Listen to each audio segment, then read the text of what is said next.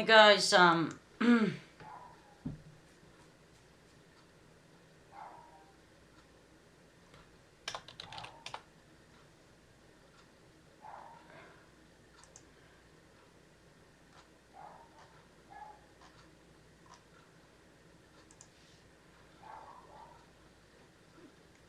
there's a couple of things that really annoy me. Well, a lot of things annoy me, but, more specifically, what annoys me is when you have Americans who literally go against Americans because of their religion or whatever. And that bugs the shit out of me. Because I realized that there's two Americas here, okay? There's a bigoted America where people have the mentality that their ideology or their ideas are always right and everyone else is moronic. And you have another America where people will listen and be open-minded to not only different ideals but different perspectives, but listen to the other side of the story, not just the one side. And that's non-bigoted and that's very accepting of other Americans. That's the America I live in. I don't know about everyone else though, but it seems to me though that Bill Maher has successfully, I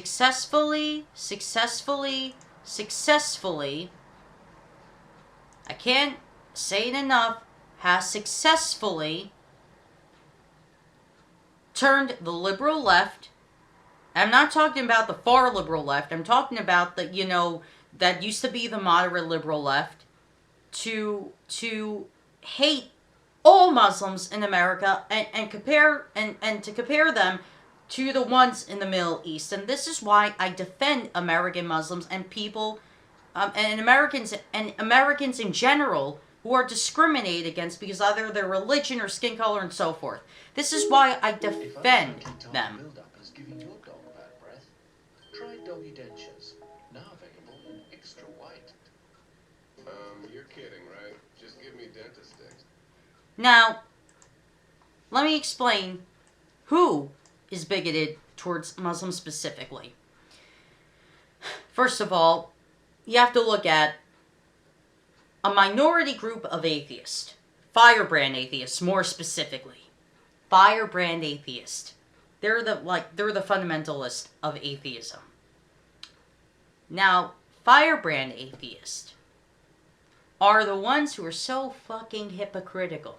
They say, and I quote, they say, like when the man Muhammad was arrested, he was wrongfully arrested, I stand with Muhammad, blah, blah, blah, blah. But whenever Richard Dawkins, when Bill Maher says, this looked like a fucking bomb, and automatically all these firebrand atheists like, no, we agree with Bill Maher, it looked like a fucking bomb, he deserved to be arrested. And got even worse when Richard Dawkins says, we were fooled! Something like, a crazy old man would say. So you had Bill Maher and Richard Dawkins, acting like fucking babies. And this whole week, I've been trying to prove a point.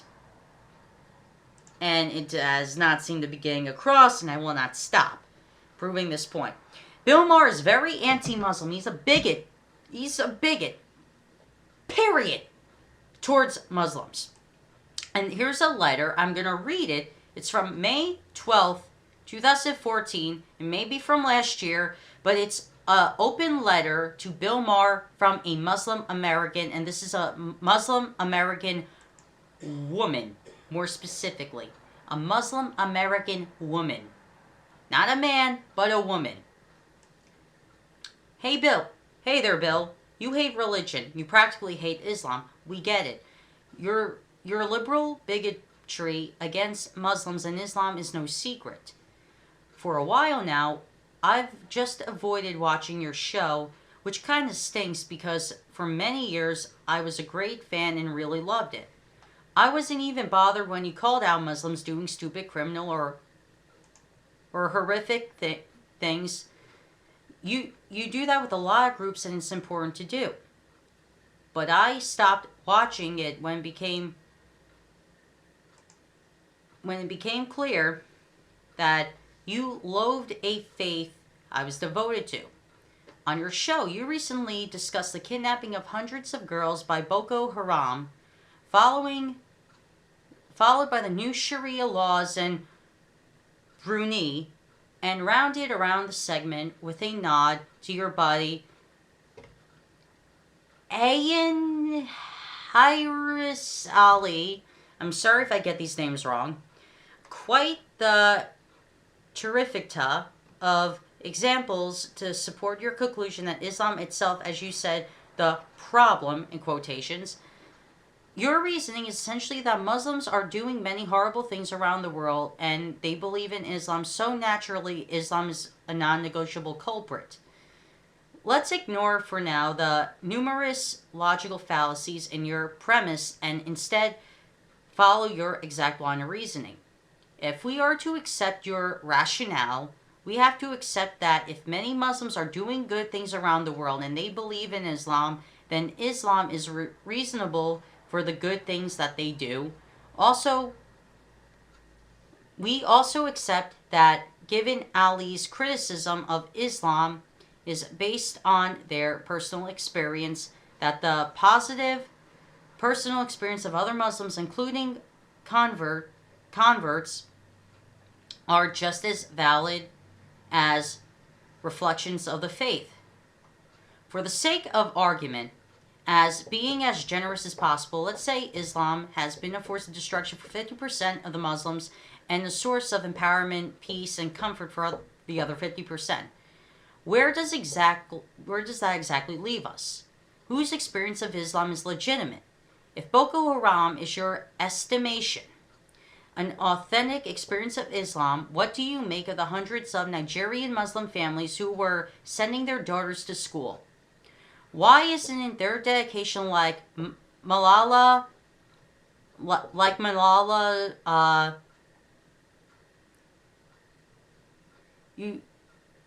Yousafzai's dedication to girls' education and authentic experience of Islam?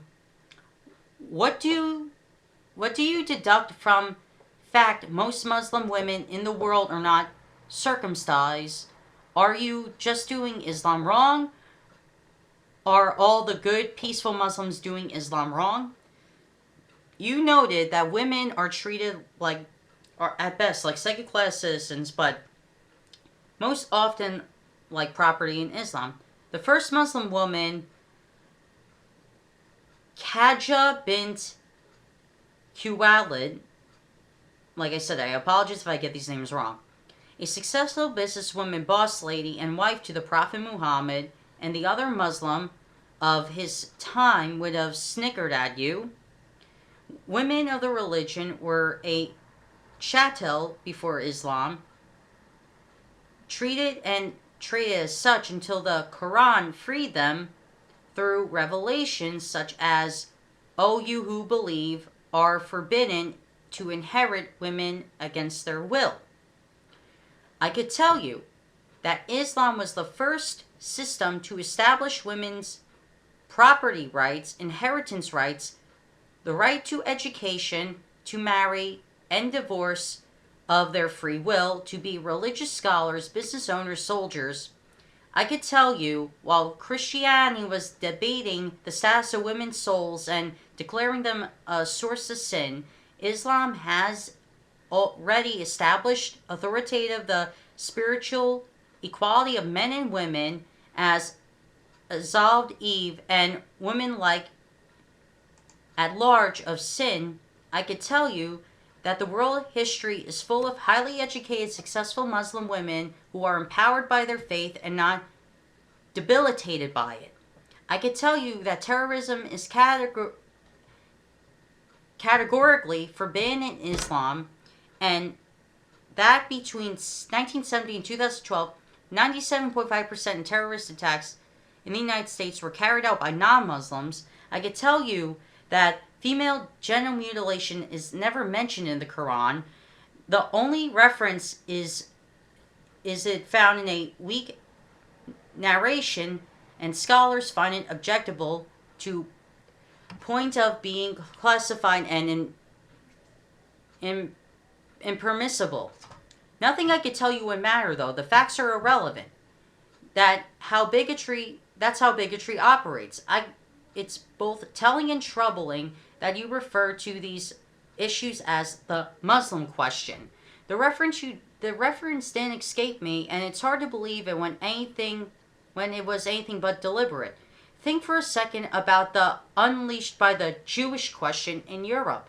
Bigotry sometimes does that too. So while I support you continuing to expose Muslims and others who shock the consensus of decent people who destroy lives and wreak havoc, I caution you on the anti-Islam rhetoric. We have a massive following, and we are successfully leading a movement to demonize Islam in the liberal left, a place many American Muslims call home.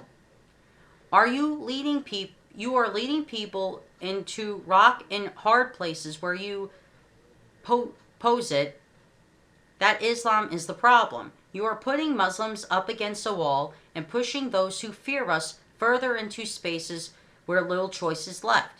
As the mother of 2 American-born daughters and a Muslim who calls the U.S. her home, I worry deeply about the solutions your followers propose to your Muslim questions. You should too. And if you thought I got that from a Muslim American magazine, wrong. Time magazine. This American Muslim woman, as you heard her words, basically calls out Bill Maher on his anti-Muslim bullshit. And she obviously knows more about her religion than Bill Maher does. And she's not saying that Bill Maher is wrong by criticizing the horrible things that the terroristic groups in the Middle East do. She's not saying he's wrong about that. She actually encourages him to still do that. But the thing is, though, she's trying to tell him that stop criticizing all Muslims because you're going to make America a dangerous place for us. If this does not convince you that Bill Maher is a bigot towards Muslims, I don't know what will.